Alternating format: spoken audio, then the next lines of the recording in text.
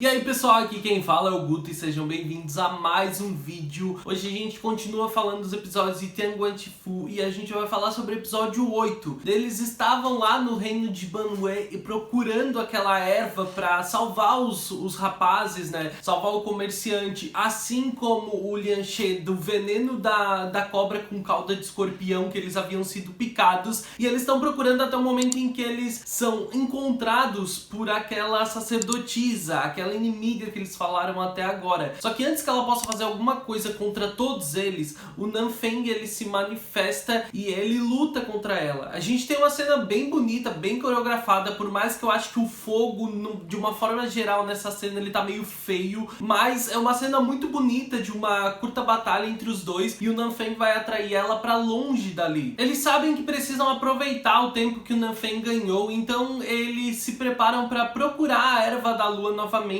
para conseguir o antídoto. Para isso, o Sanlan, né, o Huan Cheng, ele vai então contar novamente a lenda que ele conhece. Ele descreve a erva da lua e para eles terem uma noção de onde ela possa estar, eles relembram a lenda, que conta que a erva da lua nasce em grandes construções e que ela passou a servir como antídoto de alguns animais peçonhentos a partir do momento em que o rei do reino de Banwei, ele gostava de pegar essas criaturas peçonhentas que eram ancestrais de criaturas como a cobra com cauda de escorpião e matava elas. Só que a rainha, em solidariedade, em bondade às criaturas, ela cobria o corpo delas com algumas folhas e essas folhas que consumiam essas criaturas peçonhentas, a partir delas então passou a nascer a erva da lua, que passou a servir como antídoto. Então eles percebem que o lugar que provavelmente a erva está escondida é no palácio e eles se direcionam diretamente para lá. Durante a busca deles pela erva da lua pelo palácio, eles vão se deparar com alguns comerciantes que eles já conhecem. Vocês lembram daqueles comerciantes que estavam lá, que ficaram no deserto com Fuyao esperando eles encontrarem as ervas? Pois é, eles ficaram preocupados com a situação e acabaram seguindo o Lianche e os outros. Por dedução própria, eles acreditavam que essa erva poderia estar no palácio, né? Que na cabeça deles é onde as coisas valiosas estariam. Então eles estavam ali procurando também. Então eles juntos vão começar a procurar até que o Huan Cheng, né, o Sanlan, ele aparece com folhas que ele diz que ele encontrou, são as ervas da lua, e ele usa elas diretamente na ferida do Lianche, que sara. Ele logo se sente muito melhor e a gente vê que aquele pequeno roxo de onde houve a picada começa a sumir. Outros rapazes parecem encontrar mais algumas ervas, mas antes que o Lianche possa ir até lá, o Huan Cheng vai segurar ele e vai dizer para ele não pegar as ervas que estão naquele lugar. Então eles escutam um grito desesperado e eles vão até os comerciantes para ver o que eles encontraram, o que tem ali. O que eles encontram chegando lá é um rosto preso no chão. Sim, um rosto imóvel preso no chão e no meio dessas ervas. O Lianche logo ele olha assustado pro Sanlan, que diz que a erva que ele encontrou não era dali, que ele pode ficar tranquilo. E esse rosto no chão conta que há 5 ou 6 décadas atrás ele também foi um comerciante, mas ele foi capturado pelos soldados do reino de Banwei e foi colocado ali para servir como adubo para as ervas da lua que eles cultivavam. Ele começa a pedir que os homens se aproximem, porque faz muito tempo que ele não vê um outro ser humano, e como essa abordagem não funciona, então ele tenta dizer que ele tem uma coisa para contar, que existe entre eles um traidor e que se eles não querem saber, tudo bem, mas que logo ele vai ter matado todos eles. Um dos comerciantes, desesperado, com medo de existir um traidor entre eles, avança em direção a esse rosto, só que assim que ele tá se aproximando, é óbvio, aquilo era uma armadilha e o rosto, ele mata o homem. Eu não entendi muito bem como isso acontece.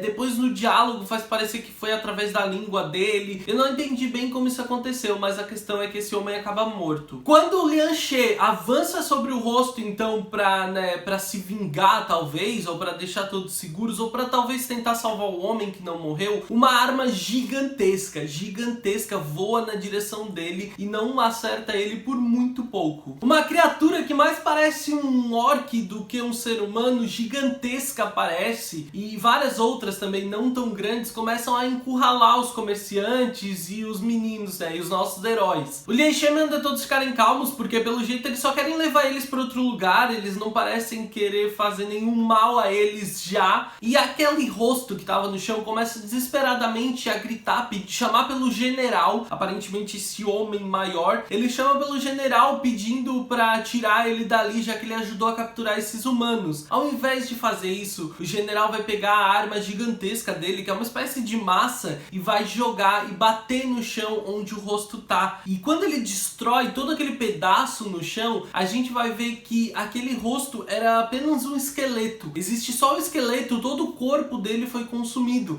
Ele se desespera ao não encontrar o corpo e pergunta o que aconteceu. O Lian She e o San Lang vão explicar que aquele ali é o corpo dele, que as ervas consumiram toda a carne e sangue que existia naquele corpo, as ervas consumiram. Em que momento nenhum ele estava para ser salvo pelo general, em momento nenhum. Tudo que ele fez foi por puro desespero, mas ele não tinha mais salvação. O corpo dele já foi todo consumido e ele fica ali desesperado. E sim, nesse diálogo eles falam sobre aquela coisa que saiu da boca dele e matou o comerciante, era sim a língua dele. A questão é que ele tá ali desesperado e é isso que vai ficar, porque ele não consegue se mover para juntar o resto do corpo, ele não consegue levantar, ele não consegue sair dali. Ele é uma casca vazia, mas ainda viva. Isso é muito, nossa, é muito desesperador. Enquanto eles estão sendo levados para algum lugar, o San Lang vai contar pro Lian She também quem é este cara, porque ele parece já ter ouvido falar daquela criatura, aquele monstro que tá levando eles. Aparentemente ele era o único general ainda no lugar quando Banue foi conquistado, né, em meio à guerra, e ele parece que quando jovem era um menino muito frágil, mas que ele treinou desesperadamente depois de sofrer muito bullying, muitas ameaças. Ele treinou desesperadamente, se tornando essa criatura como ele é agora, tão forte. E também ele é um general super leal à sacerdotisa. Eles são levados a uma estrutura gigantesca chamada Poço dos Errantes. Ela aparentemente tem criaturas ou pessoas lá embaixo, né? Eu ainda não identifiquei direito, mas tem algumas criaturas lá embaixo e é um poço gigantesco. O homem então vai falar para jogar 2 deles dentro do poço e aprisionar os outros. O Azal, né, que é o guia do grupo de comerciantes, ele em desespero tenta empurrar o homem dentro do poço, mas aquele homem tem uma estrutura gigantesca, ele nem se mexe. Então o Azal é o primeiro a ser jogado lá embaixo. E o segundo que eles escolhem é a pequena criança, o jovem que anda com os comerciantes. Mas antes que ele possa ser jogado no poço, o Lian She interfere e começa a conversar com esse homem na linguagem, no dialeto de Banue. Isso chama a atenção do general, que acaba se distraindo e conversando com ele, e em meio a essa conversa ele ainda vai perguntar como ele sabe esse dialeto, de onde é que ele é para saber a língua deles. Ele vai falar então que ele é da planície central, o que acaba causando um grande problema, porque ele não é do reino de Banue, já que esse reino foi destruído há muito tempo. Só que se ele é atualmente da planície central, ele é um dos descendentes então do reino que destruiu eles. E isso deixa a criatura desesperada, odiosa de raiva, porque aquele homem é um descendente das pessoas do reino que destruíram ele. O Lian She pede então pro general deixar ele ir primeiro, para jogar ele no poço primeiro e deixar o jovem rapaz, porque ele é só uma criança, eles são só comerciantes. Mas o general em resposta diz que o reino de Yonyan, que é o reino que descendia aparentemente as pessoas da planície central, quando atacaram o reino de Banue, eles não se importaram nem um pouco se eram comerciantes ou crianças que eles estavam matando. Só que quando ele tá prestes a jogar o rapaz no poço, então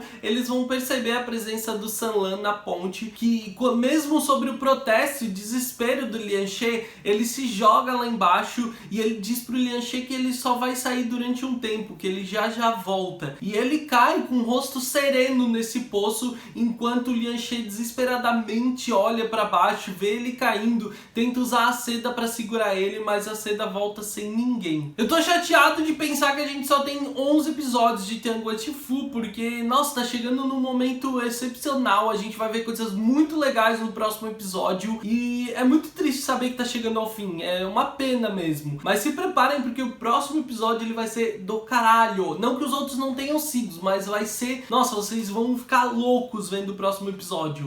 Eu acho que esse episódio 8 foi o mais calmo em questão de fanservice que a gente teve até agora, mas nesse final, quando a gente vê o Lian She desesperado vendo o Huan Chen cair no poço, é uma das coisas mais emocionantes, mais cativantes que a gente viu até agora, porque é mais uma vez que ele tá desesperado em perder uma pessoa tão importante pra ele. Deixa nos comentários o que você achou desse episódio de Tianguo Fu, o que você tá achando da adaptação, suas expectativas para os próximos episódios, o like se gostou do vídeo porque ajuda muito o canal. Se não por aqui, se inscreve e ativa as notificações para não perder nenhum dos próximos vídeos. Eu espero que tenham gostado do vídeo. Eu vejo vocês no próximo vídeo. Um grande beijo. Tchau, tchau.